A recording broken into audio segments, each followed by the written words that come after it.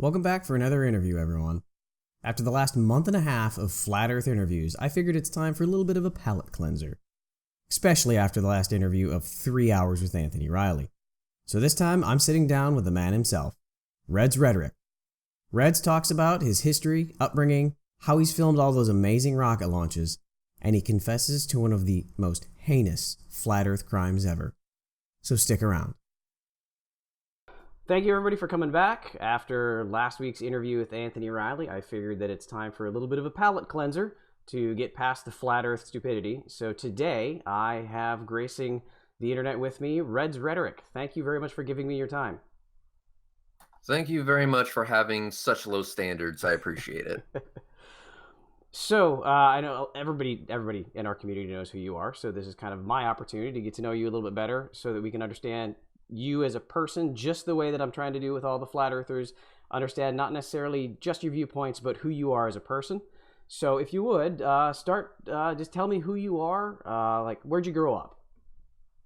I am a native Floridian, born and raised. So if you are anywhere near me, you will notice that the humidity has creeped up a little bit, no matter where you are. Um, I grew up in a very, I don't know, normal household, but very religious, like really religious household. They kind of slammed that into my mind a few times, but in school I wasn't really all that bright, and I absolutely despised it. But the one thing I did do was I at least gave it an attempt, and that helped me do what I'm doing right now. One time during my childhood, my great grandmother, who is sadly no longer with us, drove my happy ass all the way to Cape Canaveral, Florida, to see a rocket launch, a space shuttle launch, I should say, and it was amazing. Now, I did take that with me, but I didn't actually do anything with it until I got royally pissed, I guess you can say, at the demonstrably incorrect claims made by flat earthers. So taking kind of what I've seen as a kid and just how amazing it is, and just kind of wanting to use that as a battering ram on the internet, I made Reds Rhetoric what it is today and started going on a crusade of flat earth stupidity debunking, starting, of course, with Jeranism and branching out from there. So this has been an ongoing thing for, man, it must be 4 years now that I've been doing this. So, and I've been doing this underneath one truth: I am nobody special. I know you say that everyone knows me and I've made a name for myself or whatever, but here's a simple fact. I am nobody. I'm nobody special. I don't have a secret government job. I don't do anything fancy in my day-to-day life. I'm nobody.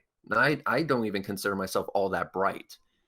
And I use that to my advantage, because if someone who is not special like me can figure this out on their own, if they can figure out that the International Space Station is in space, the Earth is indeed a globe, the Earth is indeed the size of the globe that the nameless, faceless they say it is, then they have no excuse on their end. So if all these other flat earthers are claiming to be pilots or college graduates or whatever, then they've already got me beat in the academic field. There should be no excuse for them. And I try to aim my videos in with that direction in mind. I aim my videos by saying I'm nobody special, and yet I was able to figure this out. Here's how I did it. Why don't you do it this way? And going forward from there, I plan on not changing a damn thing, and I'm going to be happy while I do it. So you said that you're nobody special with no special training. What type of vocational training do you have? Any specialized training in school, out of school? The only training that I got was for HVAC. I'm Tech 2 and Tech 3 certified in the state of Florida. However, that was years ago, and I think it's expired now. So I did go to school for AC. I just didn't like being covered in fiberglass. So that wasn't something that I stuck around with all that long. I am currently in college right now. I am doing extra classes for aerospace and mechanical engineering, and so that is something I'm currently doing. That's aiming high a But bit. when what's that? That's aiming high. Yeah, it's aiming high. I'm trying my best, sir. Trying my best. But as of right now, you can just consider me a nobody. I work a normal job. That's nothing special. I don't have to really utilize all the math that I utilize in my videos. I don't have to. It's not an intellectual strain at all. My day-to-day life, it really isn't. It's just very monotonous. Um, so if once again, if I can figure this out, someone who doesn't use the math and the science on a daily basis, they can figure it out too. And so that's kind of where I come from. Okay. You mentioned that you grew up in a fairly religious household. Talk to me about that. Like, just Sundays or very religious, strict rules? What was it like? Very religious, strict rules. When I was a little kid, I was living with my grandparents. My actual parents were trying to get their shit together at the time, which thankfully they eventually did. But before that happened, I was living with my grandparents. Now, my grandparents were Roman Catholic, and they really shoved that shit down my throat. So, I mean, like going to church 3 to 4 times a week, going to Catholic school, and the schooling that I went to really try to push the narrative that science doesn't have the answers that it actually does. So, for example, it was a creationist focused school, 7 day creation, that Mm, kind of thing. This is the type of schooling that would make Ken Ham absolutely proud. So it was that type of upbringing. Now, when I would go home in the evening, there was also a process, a series of events that had to take place before you even had the opportunity to go to bed or eat dinner or something like that. And that would be, you would bless yourself before even coming into the house like you were in church. The house was a church, essentially. And every room always had a Bible, and it's been cracked open on many occasions when I was living there. Now, for me growing up, that was the normal, so I really didn't pay much attention to it. But as I got older, it eventually started to kind of annoy me a little bit more and more as I started to look into it a lot more and more. Um, and then eventually being I branched away from labeling myself a Catholic when I was talking to a bunch of people on this wonderful platform called YouTube, and they kind of showed that I really didn't know as much as I thought I did. The creationist upbringing kind of stunted my growth, if you will, but I think I'm doing pretty well for myself now. so then, what would you say is your current status for religious belief? Um, I do not claim to know whether God does or does not exist. I do not claim to know. I don't know whether God does or does not exist. My only claim is that the arguments I have heard for his existence suck ass. Um, if you believe in God, that's fine. If you believe in the Messiah or Jesus or Satan, that's fine. I don't care who you worship, where you do it, or who you bang. I don't care what your preference is. Just leave me alone while you're doing it. You can believe whatever you want while leaving me alone in the process. That's my position on it.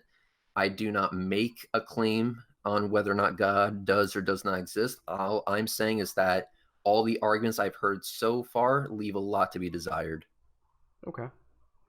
So then, what was your first foray into the flat Earth? How did that come about? 4 years ago, or maybe even 5 years ago at this point, I was hanging out with a friend of mine, an old friend of mine. His name is 13 Heathens, and he was having what was known as a insomnia shuffle. The name pretty self-explanatory. You can't sleep at night, you go into his hangout and have a conversation. So we were having conversation, and this was back in the day when sniping someone out of a hangout was an impossibility because at that point YouTube actually knew what the hell they were doing.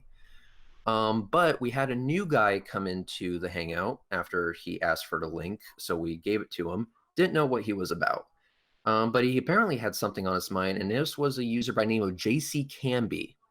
JC Canby started talking, very carefully. He started tiptoeing around the actual subject he wanted to talk about.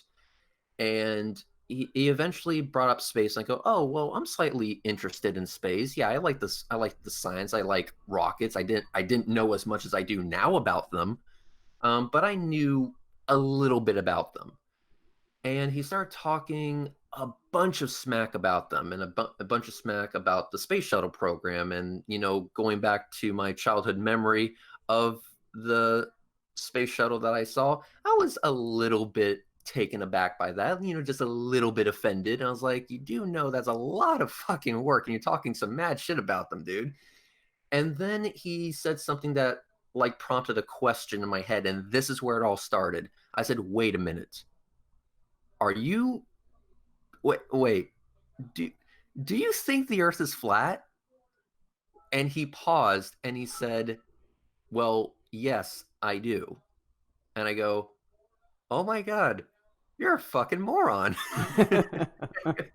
and, and then I was like, what, and then I was like, what? So JC Canby got very offended when I called him a fucking moron. So we started going back and forth. He would, whip out a few points, and then I would, of course, rebut them, debunk them, whatever the case may be. And then he made a promise. He said that, well, you know what, dude? I'm going to make a YouTube channel dedicated to flat Earth. And then I said, okay, well, I'm going to make a YouTube channel dedicated to debunking you. And he goes, let's fucking do this. And I go, all right, let's do it. And JC Canby became Jeranism, and Redline V8 became Reds Rhetoric. You're kidding. And nope, that is how it all started. Holy shit. It started with Jeranism. I am the reason why he made that channel, is because I pissed him off so much he decided to go through with it. So we deserve to whoop your ass so bad. My apologies to the internets. Yeah, but that was my fault. That was my bad. Apparently, I pissed him off so much that he decided to make a YouTube channel dedicated to flat Earth. Now, when I made my channel dedicated to debunking him, I started off small, doing just small little 6-minute videos. I would take 2 points that Jeranism made, debunk them systematically, wait till he made another 2 points, and then debunk them. And as time went on, his claims got more and more easy to debunk. These claims didn't require an actual explanation and going into the math to figure it out.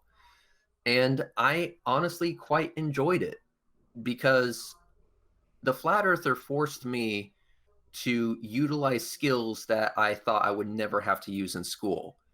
And it was really refreshing, actually, going through the years, being able to say to yourself, I know how to measure the altitude of the International Space Station. I personally verified its size, shape, and speed. I measured the distance to the sun. I figured out, quite literally, the dynamics of our own solar system using equipment that is available to everybody. It forces you to actually go into the math, to see the methodology, and then to apply the methodology. It's actually a really good feeling when there's this, not really a mystery, but something that you want to verify for yourself, and you do it on your own. It's a very good feeling. So that was another motivator that kept me hammering journalism. And at the beginning, it was actually quite difficult to do it in my way, but I think I managed.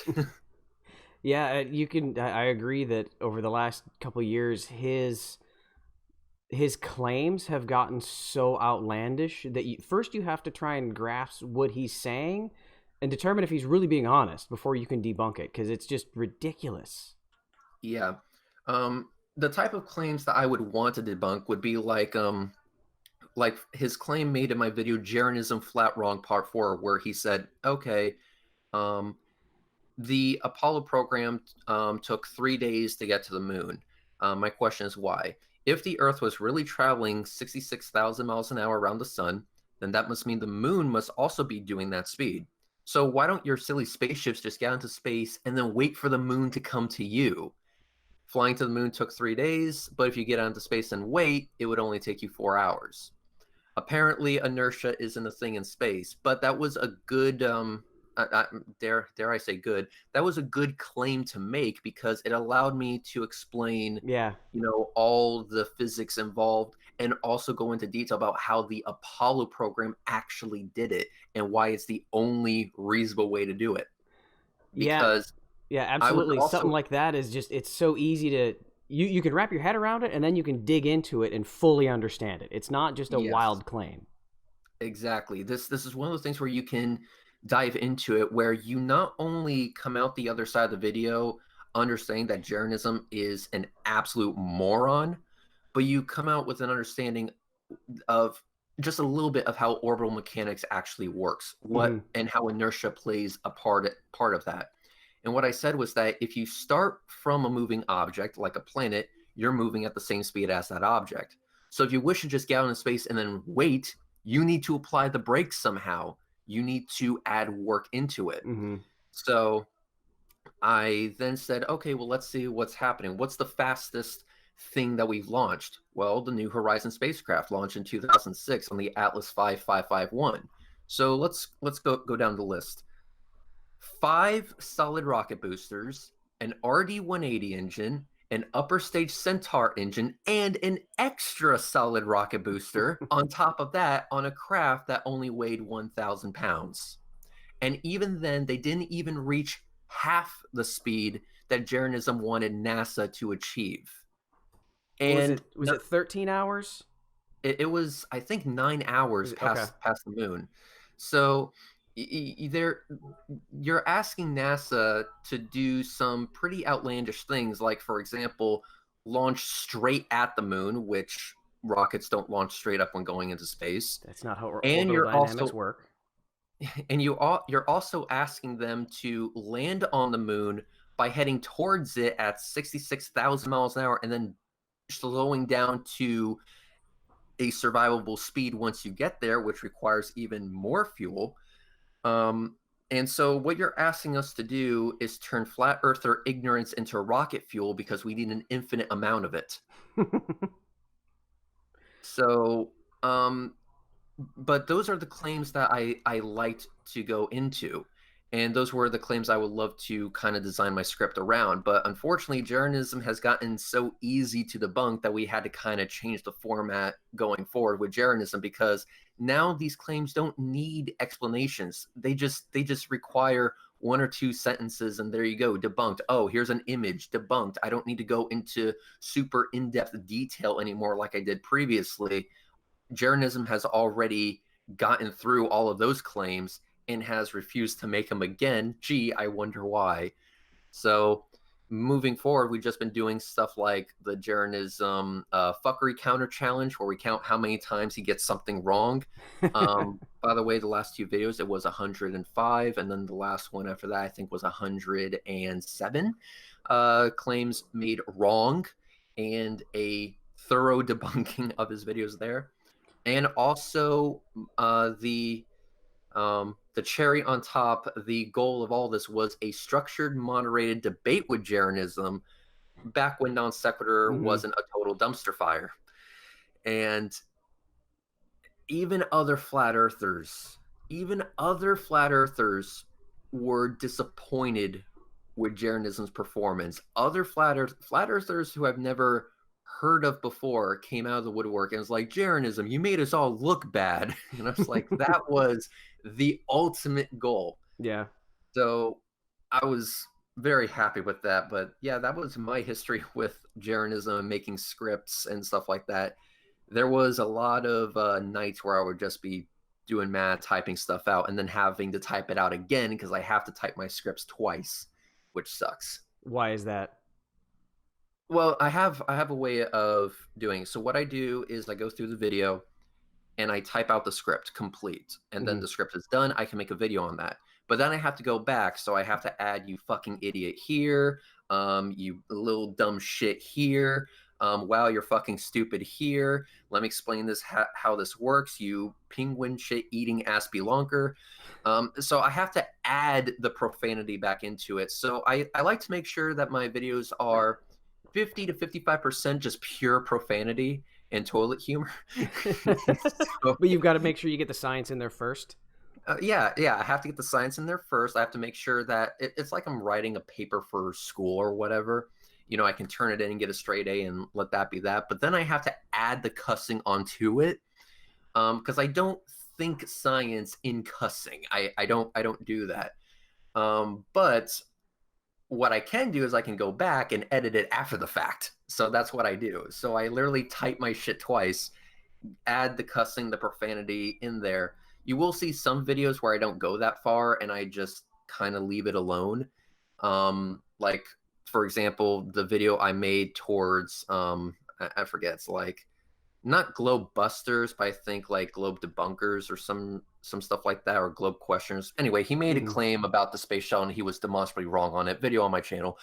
And also my QED version of the International Space Station measurement that we did was Astronomy Live. And the only reason I did that was because some parents watched it, loved it so much, and wanted to show their kids. I go, hey, can you make another version of this, but without, can you make a version of this that Sesame Street would be proud of? I'm like, okay, fine. So I did.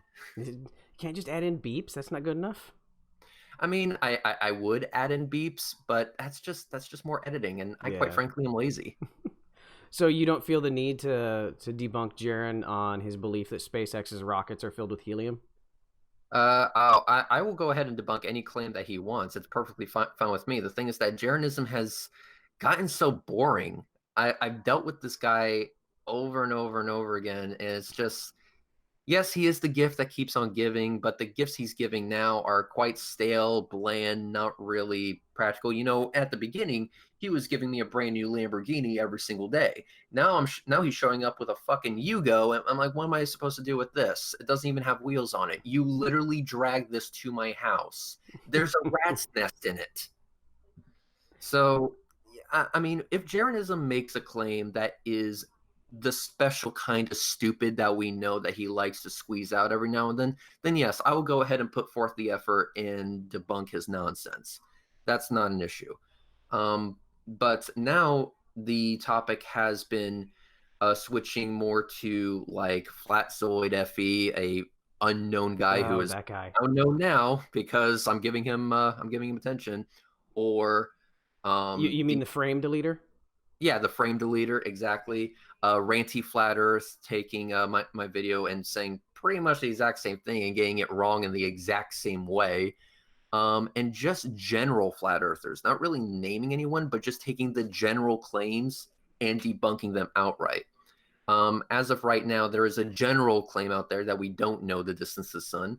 And even though Cool Hard Logic made a video about this back in 2013, I think, which shows how much on the cutting edge flat earth research is, I'm going to make my own version of that, with as much profanity as I can possibly squeeze into a video, demonstrating that yes, we know the distance to the sun. Yes, you can verify this for yourself. Yes, you need to stop being an idiot. So that kind of brings up one question that I ask all the flat earthers. Do you watch their videos? Do you watch the opposition's videos? How much time do you spend on that? A criminal amount of time. My brain constantly screams bloody murder every time I do. I do not enjoy it. It is cringy as hell. And not only do I not enjoy Flat Earthers videos, I don't really enjoy, like, for example, your videos talking to Flat Earthers, because the Flat Earthers are just so damn cringy.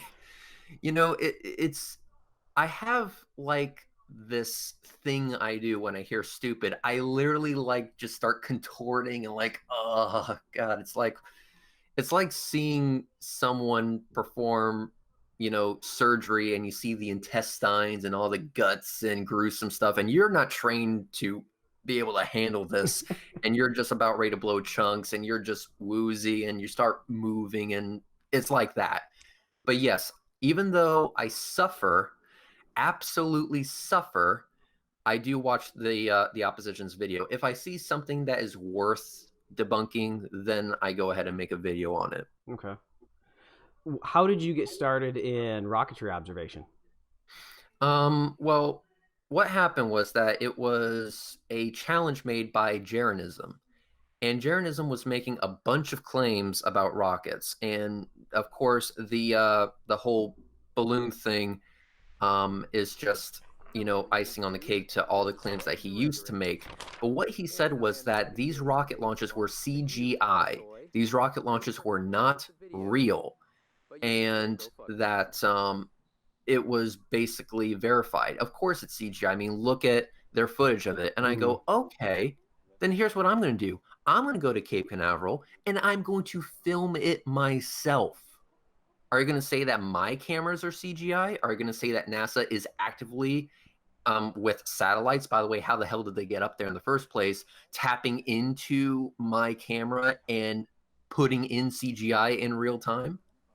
And then I started doing that more and more often. And then flat earthers who kept making the claim that rockets were CGI said that I should use the Nikon P900, the flat earther camera of choice. So I made a fundraiser and I got not one P900, I got two. Wow. And I used that to film a lot of rocket launches. And the thing that really brought the rocket launches to the front of the flat Earth talking points was a launch of the Atlas V 551 in 2015. The rocket launch on my channel is called How Soy's Launch because I titled it in dedication to a friend of mine on YouTube. So you'll see examples like Flat Earth Mass launch, Sean Hufford's launch, Jared's launch, which has 1.1 million views. I'm really proud of that. But that particular launch showed an Atlas V 551 launching at night. However, once it got high enough, it was able to see over the curve and get illuminated by the sun. Those are amazing. Yes. So those, I think they're called lumosity transfers. They transfer into lumosity of the sun. And you can actually see what the gases being expelled from the rocket are doing. And as this rocket is curving, which is at the point that that flat earthers say it's falling down, the rocket is curving to go into space, but the gases keep expanding more and more and more. That means it's going into an ever greater vacuum as time goes on. Now, the only way that can happen is if it's gaining altitude. So at the point that flat earthers are making the claim that these rockets are falling into the ocean, we see a demonstrable example of rockets looking like they're falling into the ocean by going down in frame, but still gaining altitude because the gases are expanding. These guys just don't know how framing works and how perspective works. Of course they don't. They're flat earthers. But here we see a clear example of a rocket being able to demonstrate the fact that it is gaining altitude. It doesn't matter what I say. It doesn't matter what NASA says or what ULA or SpaceX or Boeing or Sierra Nevada Corporation says. It doesn't matter what JAXA says or ESA says or what anybody says.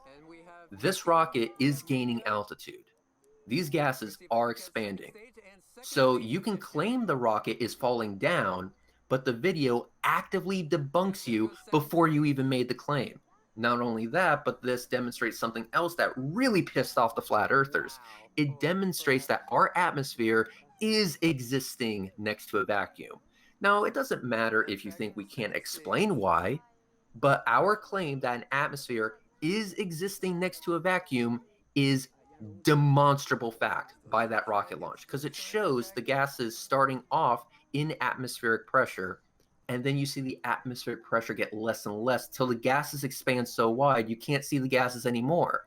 There it is. Atmosphere next to a vacuum. Notice how our atmosphere isn't being ripped off the planet and we're not all dead. Thank you very much. I'll be here all week kind of thing. And I did that not once, not twice, but I did that 3 times. 3 times I did that.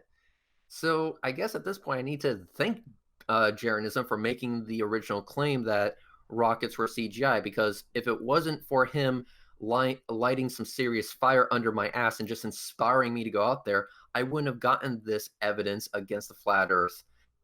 It was absolutely amazing. And what makes it even better is that they can't claim it's from NASA.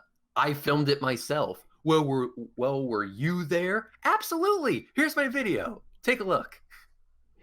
Yeah, and though I would ask, so his channel obviously has more subscribers because for whatever reason, but does he have any single individual videos that have more views than your launches? Not that I'm aware of. I think he had a few videos that hit 1 million, but my most viewed video is of the ISS transit of the moon that has 3.3 million views. I'm really proud of that because I drove 2 hours to get that footage, and 2 hours back. So But if you all would, of his, yeah, go ahead. all of his videos, they do on average get more viewership than mine, but they have kind of stagnated and even started to decline in popularity. I never went away. My popularity has only grown from here. You know, on average, I would get only a few thousand views per upload, but now I'm getting close to like 10K views per upload. Again, it's not massive in the grand scheme of things. It's nothing to really brag about, but that is a hell of a lot more than what I started out with. So, and they're happening a lot quicker than what it was back then. So I've only grown in popularity, and I've also demonstrated that you don't need a massive sub count to debunk these idiots, because I think at 20,000K when I debated Jeranism a year ago, and other flat earthers who are subscribed to him saw that. The information was out there. It didn't matter what my numbers were. And that video ballooned to 115,000 views, my mirror of it on my channel. That's not including the original that was on the Non Sequitur Show's channel, which got even more views than that. So when push comes to shove and they decide to actively engage with me, the viewership is there. And their debunking is pretty much a guarantee, because I kind of know my stuff when it comes to this flat earth nonsense. You mentioned the ISS transit. If you would talk me through the concept of it, how you decided you were going to do that, and the setup of it. Well, there was 2 things that I was inspired by. There was a video showing the ISS transit. I forget by who. I forget the channel. I even forget the video title, but I did see it on YouTube. And I was like, wow, that's really, really cool. I wonder if I could get something like that. And so I started out just seeing if I could do it. How hard is this to do? Mm-hmm. So I found a website called transitfinder.com that gave you all the details. And there was a solar transit happening that wasn't very good. But I figured, screw it. I'll give it a shot anyway. So I drove an hour, set up my kit, prayed for clear skies, which thankfully I had, and put on a solar filter and just waited. And I waited and waited, and I was like, okay, so it says to be at this particular spot. It says to look in this direction. I'm looking at the sun through a solar filter. Let's see what happens. And my clock ran 0, and nothing happened. I was like, oh, well, that sucks. Maybe I did something wrong. And then all of a sudden, dot, and I go, yes, I fucking got it. You know, it wasn't a good video. It was not a good video. The ISS was blurry, fuzzy. It wasn't a good pass at all. But I was like, wow, if all I have to do is reference this website, I should totally try this again. So I waited for a much better transit. And this one was a lunar transit. I go, okay, good. I can leave my solar filter at home. So I went out and decided I'm going to go ahead and make this 2-hour drive. And so I went out. It was a clear sky. It was a beautiful night. I was so lucky that night. Everything was lining up for me perfectly. Traffic was clear, not a cloud in the fucking sky. I was in the middle of nowhere, and my camera settings and my focus was on point. And when this ISS transition, I was like, oh, that was beautiful. Awesome. Nice. And so you hear me say that over the video. And when I went home and reviewed the footage, I'm like, this is worth gold right here. This is amazing. Because you could actually see a definitive outline of the International Space Station. You could see its shape. You could see its solar panels. It's amazing. Now, my own video inspired me. I know how very full of myself. My own video inspired me to try something else. So I was like, okay, I'm going to do some math. I'm going to do some math. And after doing the math, I figured out that in order to get parallax at the asserted altitude, we would only need to have two observers only a kilometer apart. And I go, wow, that's doable. That's doable. So we could actually get parallax measurements off of this. And that was the planning stage. So I called Astronomy Live at like 3 o'clock in the morning because I was so excited about this idea. And he picked up the phone and goes, dude, it's 3 o'clock in the morning. What do you want? And I go, I think I hear you bitching. I think I hear a lot of bitching. Anyway, here's my idea. Spelled it out to him and he goes, sure, this sounds like a plan. So a few months later, we go to Venice, Florida, again at 3 o'clock in the morning. And he arrives with his telescope and all his gear saying, I hate you. And I go, quit your bitching. Let's set this up. So I walk my happy ass after a 5-minute drive over a kilometer away on a trail with no light pollution. Astronomy Live is in a parking lot with his telescope taking all sorts of measurements. The ISS happens and we get parallax. We got the parallax measurement and we got the angle in the sky it was at with a physical dial on the side of his telescope. We were able to document everything. And from there, we were able to confirm a number of things. The size of the International Space Station, the speed of the International Space Station, the altitude of the International Space Station. And we were also able to make the claim and back up that if the ISS was traveling at that speed in the Earth's atmosphere, it would have burnt up a long time ago. It would have burnt up all the way back in 1998 when they were making the damn thing. So we have another point of verification that the ISS is not a plane, is not a drone, and is traveling at orbital velocity, which is impossible in atmosphere, i.e. our atmosphere is next to a vacuum. We add yet another point of verification that NASA is doing what they say they're doing, that they're not lying when it comes to space actually being a thing, and that flat earthers are basically, once again, demonstrably wrong on the internet in a way that anyone can verify if they want to just put in the effort. It was a good night. So how much personal education did you have to put into all this? Because you sound like you know rockets very well. How much of that did you know before, and how much of this is from self-education since you've gotten into the flat Earth? I would say a very healthy portion of it is from self-education.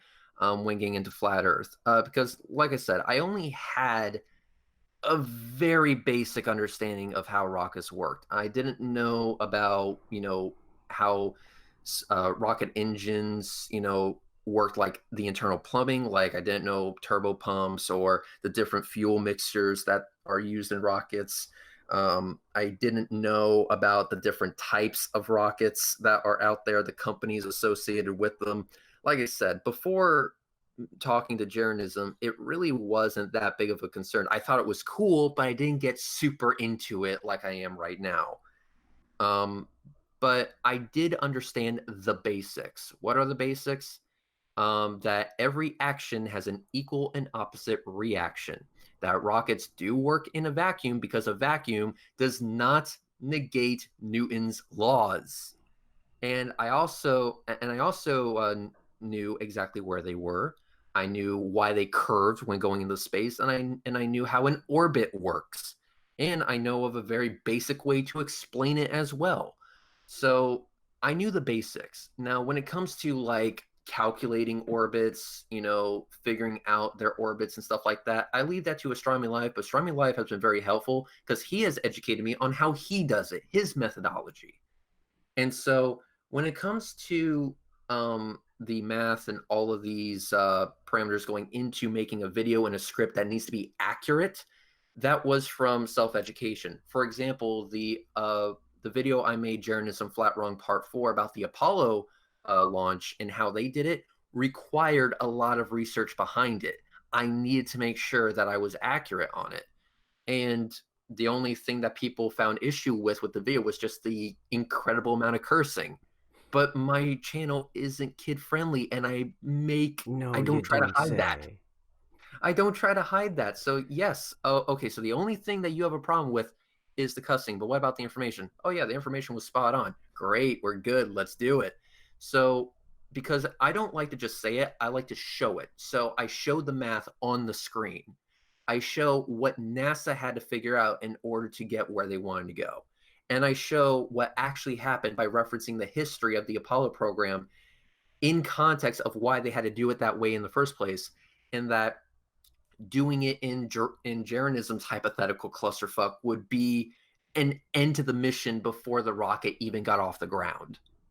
So these videos were instrumental in me educating myself a lot to learn a lot more than I already did, which again started out from being very basic to now I'm going to say I'm fairly knowledgeable on what the hell is going on in space and NASA and able to show videos backing it up. Yeah. Which is another great thing, because the more videos you make, the more things you can reference in the past.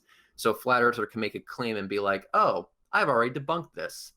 Here's a video, link posted. With the observations you've made with the rockets, tell me about spoiling some information from SpaceX. Oh God, yeah, I pissed off Elon Musk. Okay, so remember how I said that I captured 3 Lumosity transfer launches? Mm-hmm. That's not entirely accurate. Technically, I filmed 4 of them. Now, the 4th one was a launch called Fiona's launch. And this was a SpaceX launch that I had drove to and from 5 times. Ooh. I drove 155 miles one way, 155 miles back, 5 times to film this launch because they kept scrubbing the launch. And I was like, after this, I'm going home. I mean, I'm just gonna stay there. I'm not doing this crap anymore. This launch was plagued with issues, but I'm glad I persevered because it got some really good footage. But anyway, the sun was setting. The Lumosity transfers that I filmed were of the sun rising. So the sky was still fairly lit, but it was still kind of in Earth's shadow. I mean, it wasn't being illuminated by the sun. So as it got up and higher, it got into the sunshine fairly quickly. So technically that's a transfer, but not really. Anyway, the gases were illuminated by the sun. The sky was still, blue or that nice orange that happens, but you could still see that the gases were illuminated. And the sunlight doesn't discriminate. It doesn't discriminate. If that rocket is ejecting any sort of gases, I'm going to see it. Mm-hmm. And another thing is that I also know what stage is first stage and second stage, because when staging happens, there's going to be a dot and there's going to be another dot with a bunch of gas coming out of it. That's second stage. Mm-hmm. So I'm following second stage for a bit, and you'll see 2 dots spread away from the central dot. Those are the fairings being jettisoned off of the payload. And these fairings are falling away. I'll go, oh, fairing separation. I captured fairing separation. And then you see gases spurting from the fairings.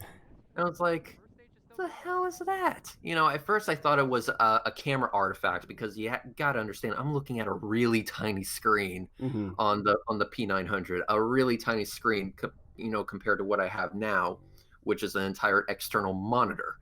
But I thought I saw something, but didn't really, and then I just didn't pay attention to it after that. So I got the footage, drove back home, made my video, uploaded it, but I didn't do an in-depth analysis of the video. My goal was just to get it uploaded, have a produce video, get it uploaded, there you go. So I did the editing, got it up there, and then I just went to bed. When I woke up, I think it was Reddit that was just exploding, and I was like, oh, look at this video, look at this, fairing RCS. And then Elon Musk got, kind of hammered on, I guess, on Twitter, and so much so that they actually had to admit that, yes, we are currently experimenting with fairing RCS for eventual fairing recovery. No other rocket company was developing such a thing because fairings were considered throwaway items. But they're getting so reusable, they're even planning on reusing the fucking fairings. So I was the first one to ever capture it. And for the longest time, my video was the only video in existence that showed this. So Elon Musk got really irritated because this was supposed to be a secret until they wanted to release it. But because I was there and because the sun was at the right angle and gases get illuminated by the sun, yeah, that plan needed to change for Elon Musk. Sorry, Elon, please don't hate me. Did you have anybody actually reach out to you because of it? I did get one person that wanted to reach out by a company by name of WAG TV. They run things like Discovery, the Science Channel, History, and whatever. They did reach out about my footage, but I ended up rejecting their offer. And the reason was because I actually have these things called standards, and they did not meet them. Yeah. So then what is your setup now for recording? Right now, I am currently using a Dell G7 laptop with a external capture card, a Nikon P1000, a Fieldworld or Fieldwood, whatever the fuck the name is, external monitor, and also unlimited 4G LTE, so I can live stream it. I still have the two Nikon P900s, GoPro Hero 5 Black Edition, as well as a new, which I just got, external microphone that will be able to record epic audio on live streams. So laptop capture card, 3 Nikons, 2 of which are P900, 1 of which is a P1000, GoPro, and an external audio recording device. Okay. Yeah, I've got a P1000 myself, and I have to say that their HDMI and their monitoring setup that they've got on that camera is frustrating as hell. Why the hell doesn't it have an actual monitoring out port? No, we're going to give you the HDMI that has all of the data on the screen. Well, the reason is because Nikon just does what Nikon does. They're not trying to make this camera an end-all be-all answer to everything, because if they did, that's going to ruin the sales of all their other cameras. Yeah. Why spend even more money on this camera when you can have quite literally all of the features and get just as good footage with this camera that costs a lot less, like literally 1/3 the price of their other products. Plus you have bitchin' zoom. They don't want to step on the toes of their other products, I think is what the thinking is. That's why they use kind of a crappy sensor in these cameras, but you cannot get this amount of zoom for this amount of price any other way. No. Absolutely no.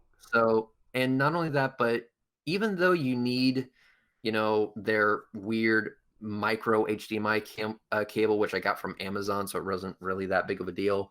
The fact that I'm able to live stream my footage and record it at the exact same time in 4K, it works for what I need it for, and it has generated.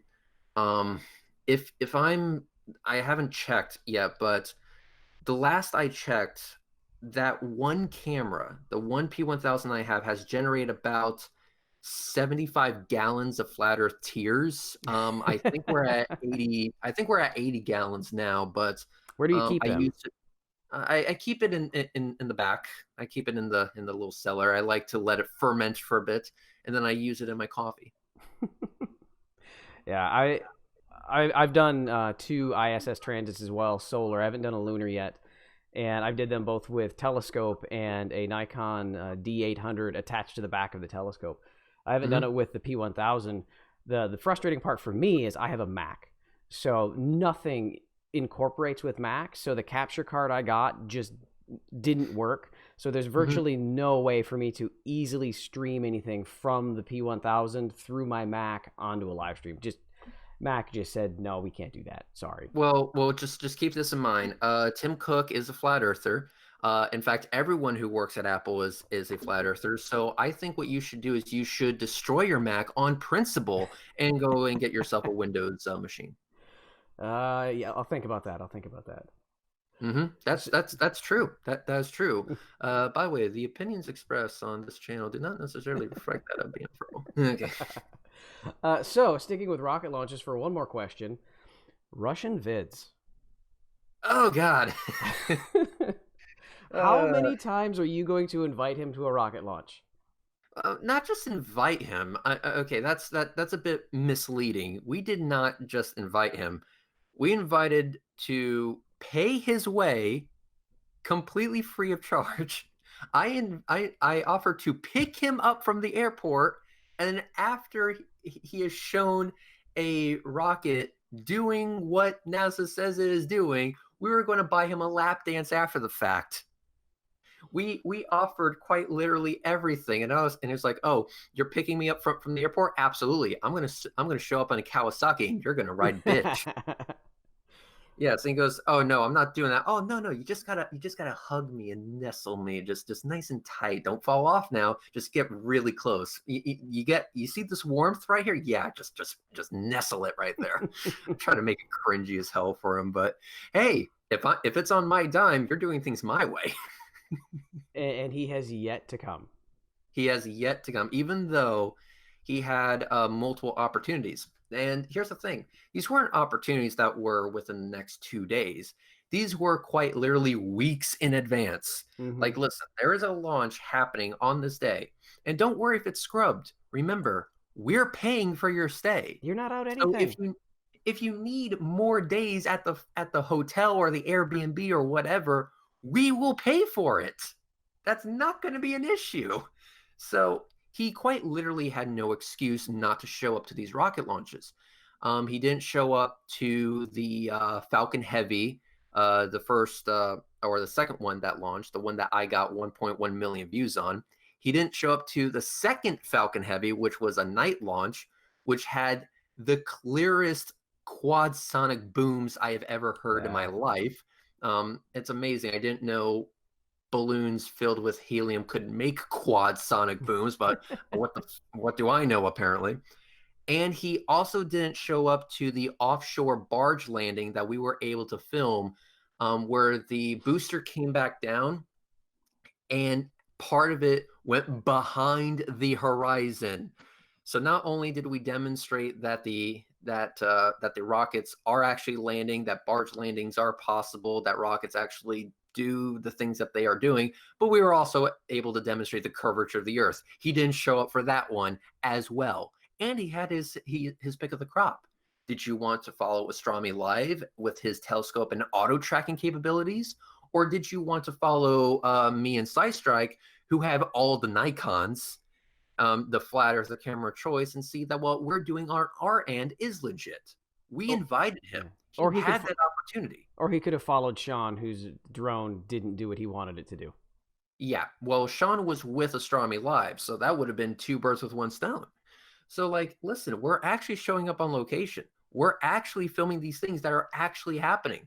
You can keep claiming CGI all you want, but until you actually get the balls to show up and see one for yourself, it just shows that you don't have confidence in the BS that you're spewing. You're running away from the fact that you are being showed up every single time we go out and we film these things. Yeah, we did everything we could to invite him. Everything. What amazes me with Russian vids is that he will identify something that should be amazing. If this was true, it would be amazing. And there would be hundreds of videos. And you guys take a video of it. Yeah, but there should be hundreds of videos. And then when you go online, you can find hundreds of videos. Yes. Research is not exactly a thing that Russian Vids knows how to do. In fact, Russian Vids doesn't know how to do much of anything. In fact, I'm surprised he can even get himself dressed in the morning. Yeah, his key thing is just identifying people as trannies. Yes, pretty much. And also scoring 20% on a CGI or real test. I remember that, yes. Mm-hmm. Yes, I that was so beautiful. I had to make that its own standalone video. Oh, you claim to be an expert. You claim to be, the person that exposed SpaceX when they were just starting out. With one of the first versions of the Falcon 9, when they were kind of in a square shape instead of a circular shape. Rocket cluster, engine cluster, I should say. Mhm. So I go, okay, how did you do this? And he said, oh, I just know what to look for. I know CGI when I see it. Let's test that theory. 20%. Yeah. 20%. He got 2 right out of 10 images. 2 correct out of 10. If anything, this guy's demonstrated that whatever this guy claims is CGI is most definitely not CGI. Yeah, the law of probability there. I mean, 20%. So now he's known as Mr. 20%. Well, Kyle's 95, so. Kyle's 95 or 5, depending on who you ask. In perpetuity. In perpetuity, yes. Kyle, you idiot. So, of all of these rocket launches, or all of your observations and videos you've made, what are you most proud of? What I'm most proud of would have to be my Falcon Heavy launch, which I captured continuous, uninterrupted footage from launch to landing of a SpaceX Falcon Heavy booster. That was one hell of a shot. It was difficult to track. I had sweat in my eye. That part is not an exaggeration. I quite literally was almost blinded by my own sweat. And I got the shot. And the reason why it's so good is because I was really bummed out previously before that, because I was working at a company that no longer exists. It went bankrupt, and it was, quite frankly, a gigantic waste of my time. But they required my attention when SpaceX launched the first ever Falcon Heavy. I had to miss the first ever Falcon Heavy, and to add insult to injury, Astronomy Live got beautiful footage of it. Uncut footage from launch to landing. I'm like, that is my money shot. That is the shot I'm supposed to get. And I had to wait until after the company went bankrupt, after I had to move again, after I had to get another job, after a long ass waiting period, there was another opportunity. I go, please let there be no clouds in the sky for this one. And everything was set up perfectly. Okay, let's do this. I got this.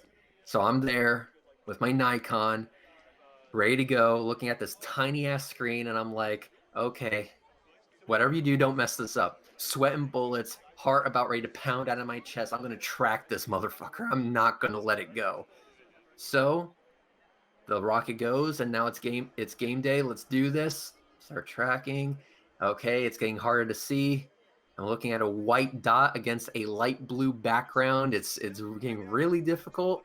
There's some puffs. I can see puffs. It's a little bit easier to track now. Okay, I'm starting to lose it. Nope. Hold on to it. Don't fuck this up. And then it hit what's known as entry burn. And I have demonstrated to myself that filming from entry burn is really not all that bad. And I caught it. I caught it from launch to entry burn. Okay, now I'm in, and now it's just a home stretch. I can do this. And so it came back down. It finally landed in my frame. I was following it the entire time. Sweat was in my eye. It was stinging like hell. But as soon as it landed and I was able to let go of the my twin-armed tripod, I just shouted, yeah!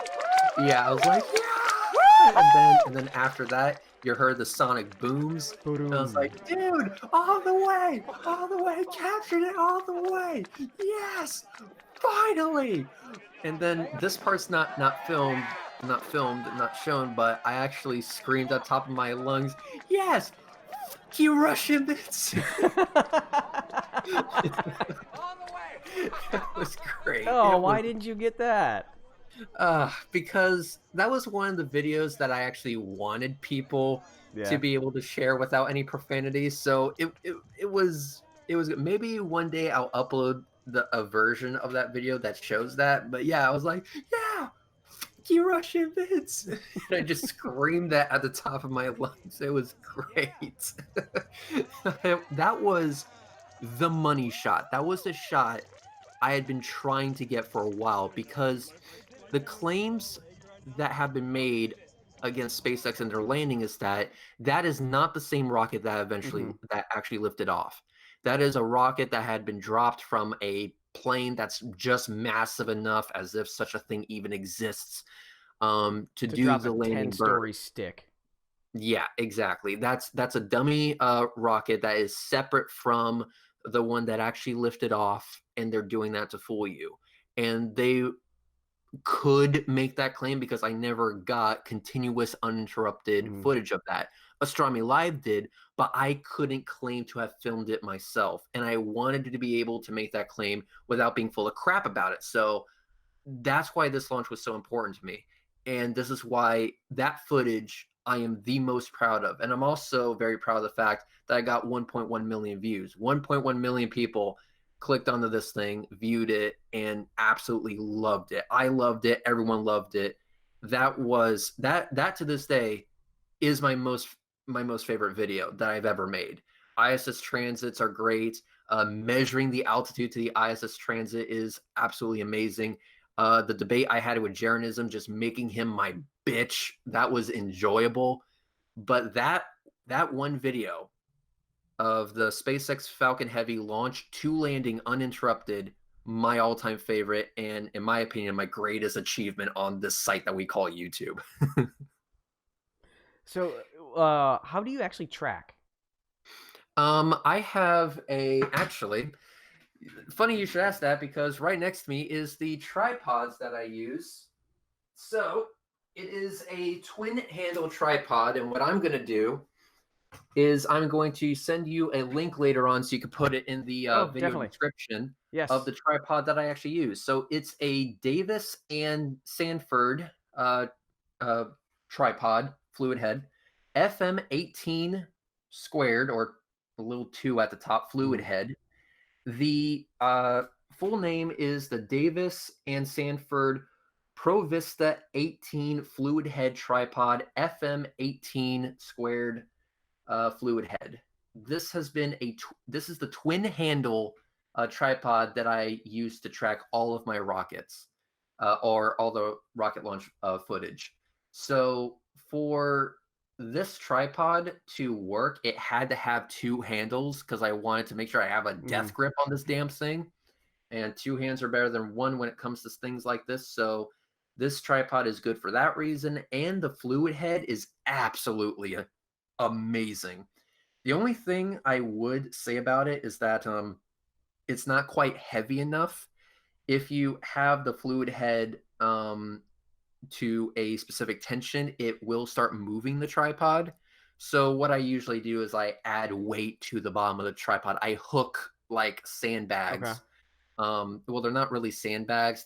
It's literally just little baggies I filled with junk. Pens that no longer have ink in them. Pennies that will never see circulation ever again, because pennies are worthless nowadays. Broken items like a piece of plastic that came off of my old car, just junk. I have bags filled with junk, and I use that to weigh down the tripod. That's the only modification I actually made to the tripod. Other than that, that is how I track. Again, Davis and Sanford Pro Vista, I should say, 18 tripod. I got it off of Amazon, and it's absolutely amazing. Was that about how much does it cost? I don't remember, but I do know that it was around the 140 mark. That's not bad at all. It's really not bad. No, which is why. And here's the thing. I don't hide this. I don't hide the equipment that I use. I actually want people to copy my rig or even improve on it so they can get their own footage of rocket launches. I do not want to be the only one out there, because here's the thing. The more people we have filming this, then the more evidence we have that NASA is doing what they say that they're doing. And if we can get it from multiple angles and multiple viewpoints, that's even better still. So there's no way that flat earthers can say these things are not happening, because of all the supporting evidence that is continuously being uploaded to YouTube. So if anyone wants to copy my rig, I'm not going to be offended. If anything, I'm going to be honored that you decide to use me as a template. So just do it. I will give you a list of all the things that I use to make my rocket launch videos, as well as live streams. And the only thing that I would say that you're doing wrong is using a Mac. Other than that, if you get yourself a Windows machine, you can do the exact same thing that I'm doing. And in fact, if you want, I'll even give people tutorials on how to do it. Here's what you do. Here's how you set it up. Go get them, Tiger.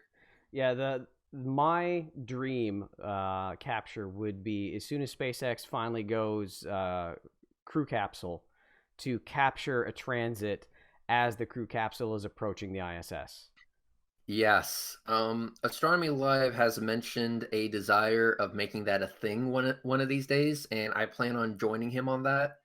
And another thing is that when SpaceX eventually launches their crew capsule, that's going to be a very televised launch. Yeah. So not only would that be an awesome shot, but it would also be the mission done where Russian Vids has no excuse about why isn't the media covering this. This is going to be the first time astronauts are launching from U.S. soil since the end of the space shuttle program. This is going to be world news. 2012? So he will not be able to make that claim. Was it 2011, 2012? I think it was 2012, yes. Yeah. I just missed going to see it. At the time, I was working personal security, and the boss that I was protecting went down to see it, but I left that team a month before that trip. So pissed off. It's like, just keep me there for another month. I want to go to that.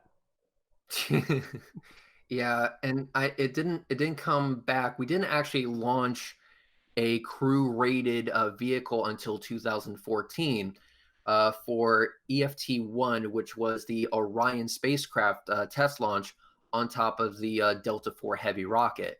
I was lucky enough to go there and see it. Unfortunately, it was cloudy that day, so I did not get awesome footage. But that was an awesome launch as well, to see, okay, the United States is actually pushing forward with the Orion capsule. And then you had Demo Flight 1 from SpaceX, where the crewed version of the Dragon went to the International Space Station. I was there, and I was only 3 miles away from that launch because we had field of heat passes. So that video is on my channel. Demo Flight 1 was really good. And when you're that close, you feel it in your heart. That is a lot of power. That is 9 Merlin 1D engines just saying, I'm getting the fuck up out of here. And it is amazing. It's an amazing experience, especially at night. It's amazing. Do you know the channel Smarter Every Day? Yes, Smart Every Day. Have you seen his second channel, The Sound Traveler? I have not. No. It is. He doesn't do a lot of videos on there, but what it is, it's audio from special places and events, but it is stereo audio. So you've got to wear headphones on it. And they did a rocket launch from the top of the can't think of the building, the vehicle, yeah, the VAB. From the top of that with this special audio equipment so that you can hear the stereo from the launch and the sonic booms as it comes back. It's just awesome to listen to. Yes, and hearing it in person is amazing. The best and clearest example of the sonic booms was the last Falcon Heavy, the night launch that occurred. And because it was quad sonic booms. You saw the boosters land, and my cameras picked it up so clearly. You could just you could feel it. You could feel it through the speakers. It was amazing. Just imagine what it was like actually being there. Yeah.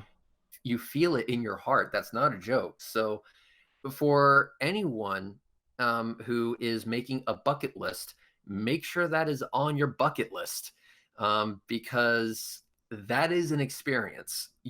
I think everyone should experience that. And if everyone did experience that, I imagine that would kind of push more people into scientific fields, just because it's Yeah. just so awesome to see, science and engineering badassery in motion. Next question. So you talked about your most proud moment. What's the biggest mistake you think you've done in this flat Earth endeavor? Actually talking to flat earthers. Expand upon that. Okay. No, it's all good. The biggest mistake that I think that I ever made was just allowing a an absurd amount of my time to be taken up by these morons. I just started going back to college. I was doing this YouTube thing for 3 years against the Flat Earth camp before I even thought about going back. And while YouTube is great, it does take up a lot of time, especially when you're wanting to put out quality content. If you have a desire to put out quality content, then you want to make sure you put time and effort into it. Jeranism Flat Wrong Part 3 was one of the most intensive when it comes to just the mathematics, because the math is just unbelievable. That took some time to do. That took some time to explain in a fashion that could be easily understood. You had scripting, you had math, you had editing, you had recording. The audio alone took a long time. And then you had fact checking, and then you had to go through it again to make sure that after it was fact checked, it still made sense. So you would spend days on a video, and that's days that you're never going to get back. Mm-hmm. Those are days that you could have been pursuing other goals. Now, as of right now, I realize that while I can still have a YouTube channel and I can still make quality content, I shouldn't make this my life. I shouldn't make this all that I'm trying to achieve, which is to make butthurt flat earthers on the internet. And it's just that their tears are just so addictive. It's kind of like how a smoker looks at nicotine, or how a person suffering from alcoholism looks at alcohol. It becomes addictive, and it can be detrimental to your health. It doesn't matter how delicious the flat earth tears are. I mean, it's absolutely so good.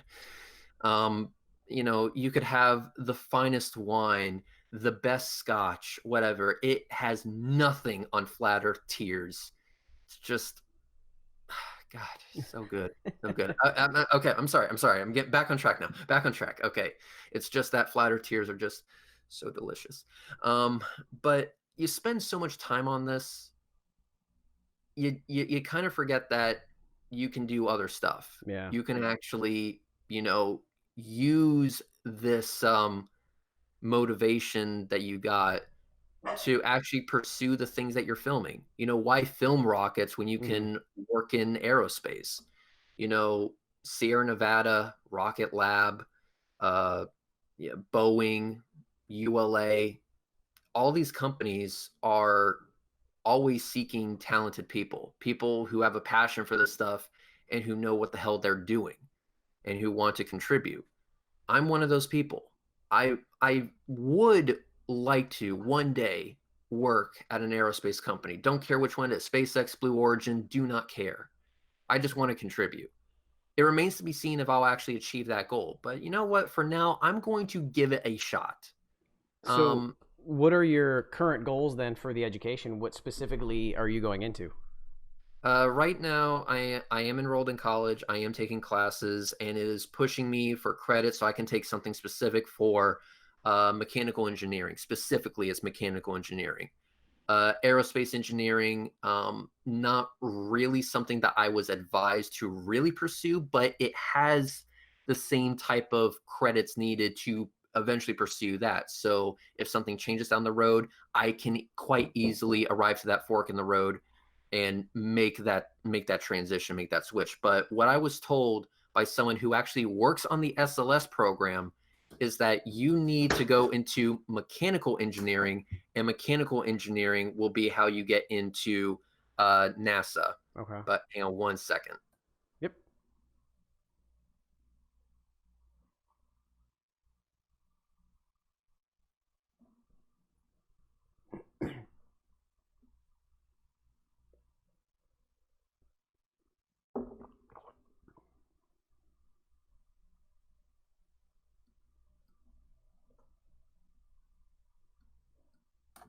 Sorry about that. Had a phone call. Yeah, that's no problem. Okay. So then what is your end goal into this industry? What do you want to be doing? What do you want to be working on? Honestly, that's where I'm kind of fluid. I can go anywhere. So long as I touch something that eventually has some place in aerospace, I'll be happy. I don't care whether it's working on satellites, bolting rocket engines to the tank, or actually being the crew that can eventually design better engines in the future. I really do not care. Um, if one day I have access where I could just throw a sticker onto some part of the rocket that says flat earthers are really butthurt now, and launch it into space and have it get into orbit even temporarily, I will be happy. I don't care if it's 3D printing CubeSats or rocket engines or just regular satellites. I don't care. So long as it's something, I will be happy. And that's why I'm kind of doing the things that I'm doing. I'm gathering the baseline I need through college that will allow me to make that decision in the future, depending on where we are right now, because aerospace is changing more today than it has ever changed. And it's good to leave your options open until you are ready to make that jump. I am not ready to make that jump. I'm still going through the process, let's call it. But my end goal is to eventually work on something that will have any sort of impact in space. That's my ultimate goal. And I hope that I'm able to achieve it. I'm giving it my all. Something else might come up in the future, and I may go in an entirely different direction. But you know, you don't know what the future holds. But I'm aiming towards something, and we'll just wait to see if I hit it. So has this been a goal that you've had for a long time, or honestly, did Flat Earth push you into this? Flat Earth pushed me into this. Flat Earth quite literally molded me to do something that I didn't think I would want to be doing, because before this, what I wanted to do was become a meteorologist because I was so addicted to storm chasing. And I was like, wow, tornadoes, destruction, woo! There was this show on Discovery I Channel where remember it well. some guy made the TIV, the Toyota, Yep. not Toyota. It was a Dodge, I think it was. It was the Tornado intercept vehicle. Yep, and every year they upgraded it somehow to get closer. And I was like, that is pretty dope right That's kind there. of No, badass. I don't have to necessarily be in an armored vehicle, but going out into the field and seeing Mother Nature just rip shit apart, it's devastating. I wish, that no one's hurt from these things. If there is a tornado to be touched down, let it be in an open field with nobody around. But that was one thing that I wanted to do, mainly because when I was a kid, I was hopelessly addicted to the movie Twister. So I grew up on that movie. I even went to Waukito, where they have the Twister Museum. It was great.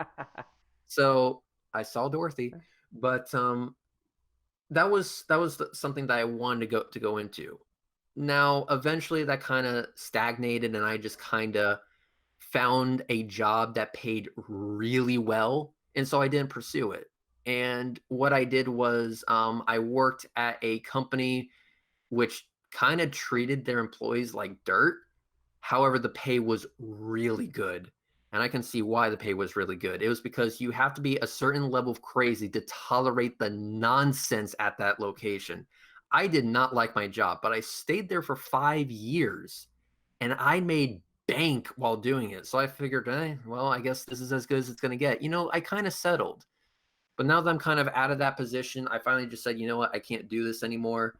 I decided to get myself something to keep my head above water, which I'm living very comfortably.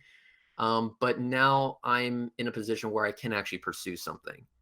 And so I kind of abandoned the whole meteorology thing. I've abandoned the job that I worked 5 years at.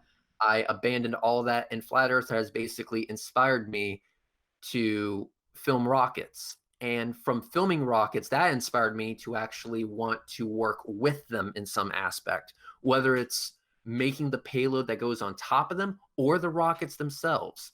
I would very much like to get into that industry somehow, some way, and make it a thing. I do know this is that SpaceX was built on the rejects from other companies. Yes. And now they're landing boosters on barges. Mm-hmm.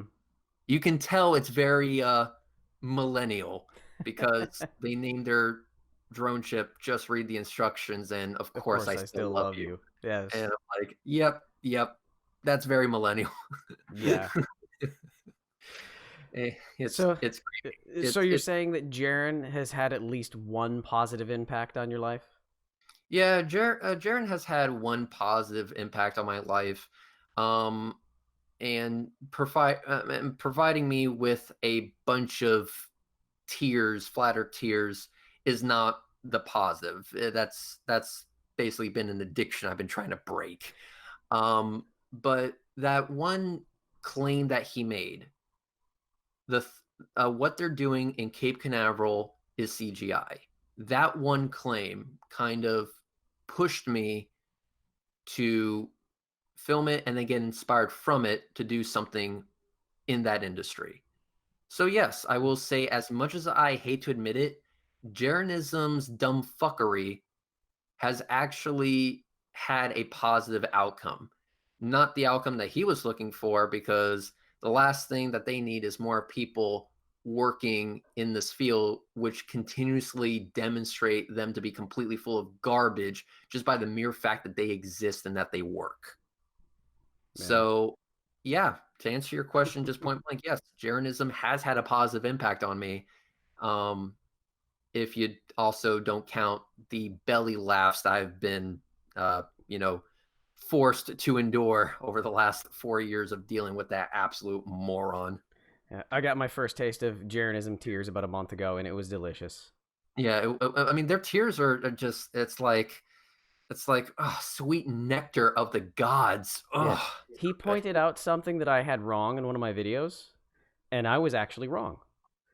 And because I was criticizing him on claiming that Southern Hemisphere flights in the jet stream could do faster than the speed of sound because one plane did it once in the Northern Hemisphere.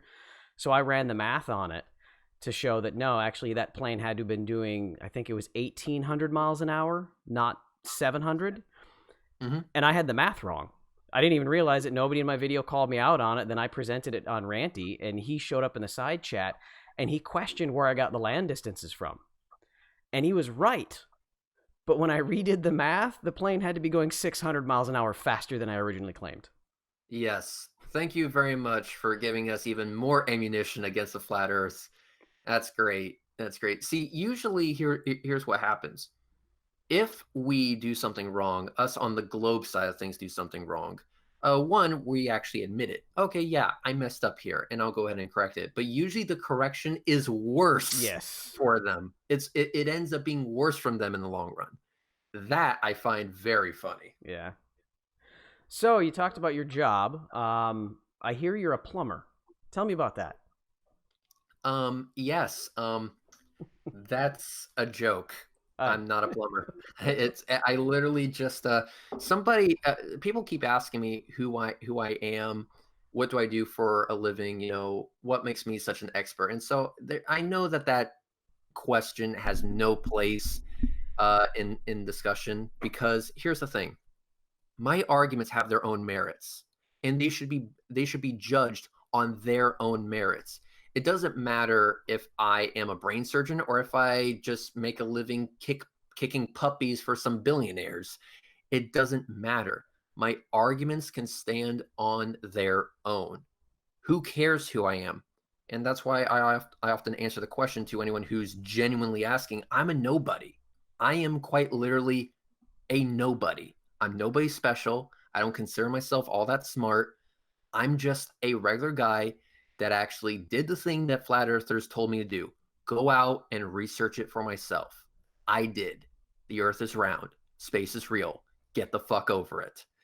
But for those people who are asking, well, what do you do? What makes you so smart? I just give them a sarcastic answer. Oh, I'm a plumber. It goes, oh, you're a plumber? I go, yes. Can you please explain to everyone why you're being owned by a plumber? And I imagine you don't get much response to that. Yep. So where did the name Reds Rhetoric come from?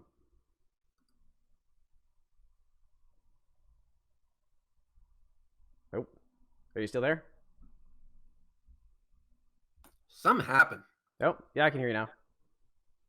Hello? I can hear you. All right, it must be back now. Yep, you're good. Cool. Let's do it. So where did the name Reds Rhetoric come from? It was just a name I came up with. I mean, it didn't really come from anywhere. I was like, the hardest problem that people are going to be dealing with is picking a name that hasn't already been taken. So I just like, what is catchy? What just makes sense? So I just started. Actually, there's a, I forget the website, but there's a randomizer on the internet. So I know I wanted the color red in there because red's my favorite color, so might as well. And I was referred to as Red online for the longest time. So I was like, okay, so it has to have red in there. So I just typed in red and just continuously started hitting the refresh button, and it would pick just random words. You know, red this, that red, blank, you know, whatever. And it would just go random. And then Red's Rhetoric popped up, and I was like, actually, that's quite good. I like that. So I added it to YouTube, and to my surprise, the name wasn't taken. So I just decided, yeah, I'm gonna use this. So I didn't actually come up with the name. A random machine on the internet did it for me, and I just picked the one that I liked the most. Well, I am not that creative. It worked. I'll say that it worked. It worked. I mean, but a lot of people are thinking that I actually, there was some big, grand opening for this. No, honestly, this channel was actually a backup channel for my main. This eventually became my main channel, but that's because I was trying to separate my other channel from the flat earth stuff. And then this eventually became the main one that I use on a daily basis. It just naturally happened that way. So I made this channel because my last one was being a target of false DMCAs and false privacy complaints, much like of what's going on now, from a user by the name of Brett Keene. But eventually that got resolved, but I just never went back to that channel. Okay. And just stuck with this one. And I've been happy ever since. So with those strikes, I was going to ask that, not necessarily about what's going on now, but how prevalent have strikes against your channel been historically? Historically, surprisingly, not that bad. The one thing I will give flat earthers credit for is that a lot of them seem to be pro free speech, especially if even if it's speech that they don't necessarily like. They will attempt to dox you. They will attempt to blackmail you. They will try every scummy tactic under the sun, including just blatantly lying to your face. But I have never had this type of experience with any other flat earther. Nathan Oakley is many things. Ranty Flat Earth is many things. But they have never done this to my channel. They've said some demonstrably incorrect horse shit, but they've never done this to my channel. They haven't tried to stop me from saying what I want to say and how I want to say it. In fact, I have to give a little bit of credit. I don't know if this is true, but I have reason to believe that it is. Apparently, Nathan Oakley spoke out against the actions of FE Core. Wow. For censorship. Now, I have to give him credit. If that is true, kudos. Because here's the thing. DMCA abuse does not just affect the person that is getting it. It affects all of us. And it's going to broadcast the fact that this system is very easy to abuse. Yes. And if people get that understanding, if that understanding becomes widespread, then it becomes a very big problem. It doesn't matter that on the document you say, I fill this out under penalty of perjury. They don't give a damn about that. To them, oh, this is a form on YouTube. It's an empty threat. You know, it wasn't until the vengeful flame incident that YouTube demonstrated that, no, we're actually pretty serious about this. Even though YouTube is serious about this, though, the system is still broken. Yeah, and the platform is so huge. How do you combat a problem like that? Exactly. The only way that you can combat this problem is to get YouTube to look at it.